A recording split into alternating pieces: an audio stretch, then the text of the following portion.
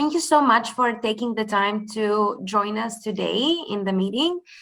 We would just like to ask you a couple of questions in terms of how your study permit application process went.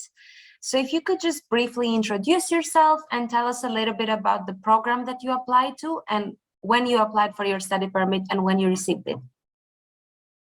Firstly, I want to thank you very much for your support. All this process is thanks of you. I am Meleq from Albania. I'm graduated in economics, and I would like to study in Canada. To be honest, I was not sure that the process will be good. I was afraid maybe they will not accept they will not give me approve my visa. So I was trying to take some advice. I saw my documentation. The mostly that the help that I took was about the statement of purpose. Mm-hmm.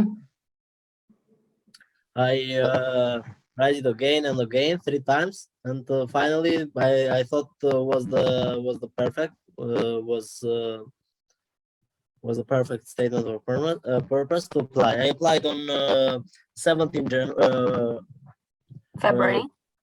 February. I applied for my visa, and in 4th March, I took an email. I got an email that told that they asked me for the original passport.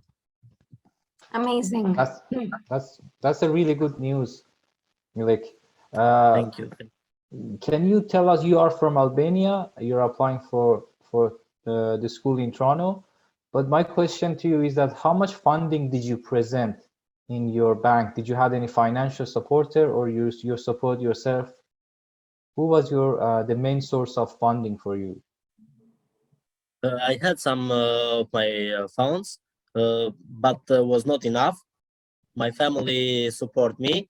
Instead of sending me any letter that they support me, because I have some money, so I need a little bit more, was not enough. So they send me the money in the bank account, and I show it's about 17,000 Canadian dollar. Canadian dollar. So what he did is he actually requested for a gift certificate.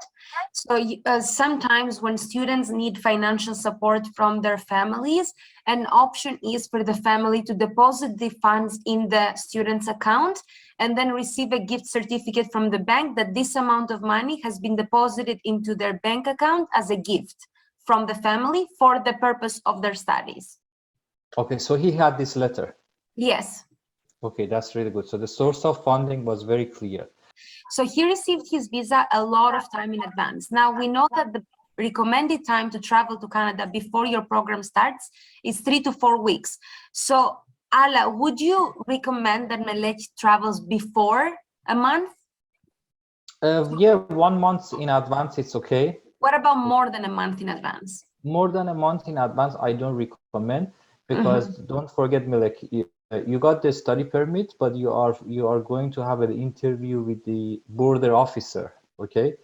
And then you have to convince the border officer that why you're traveling to Canada, right?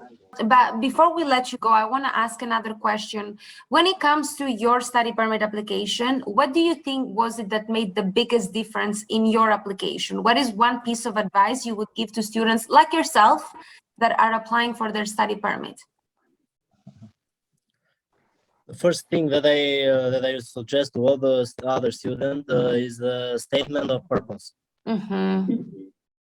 Should be clear, should be clear, and should present all the information, all the clear information, all the information about you, about the reason why you choose Canada, why you choose this program, the tie you have here with your country, and all the information like this. What ties to your home country did you show? I have my father here. I show that I have my sisters. They are living in another country, not here in my country. But I travel a lot there in Greece to my sisters. I visit them a lot. That's the thing that I included in the statement of purpose. Meleq, thank you so much using our services, and then thank you so much for joining this Zoom meeting. Hope to see you soon in Toronto. Thank you very much. Thank Thank you. you for your help. Congratulations once again.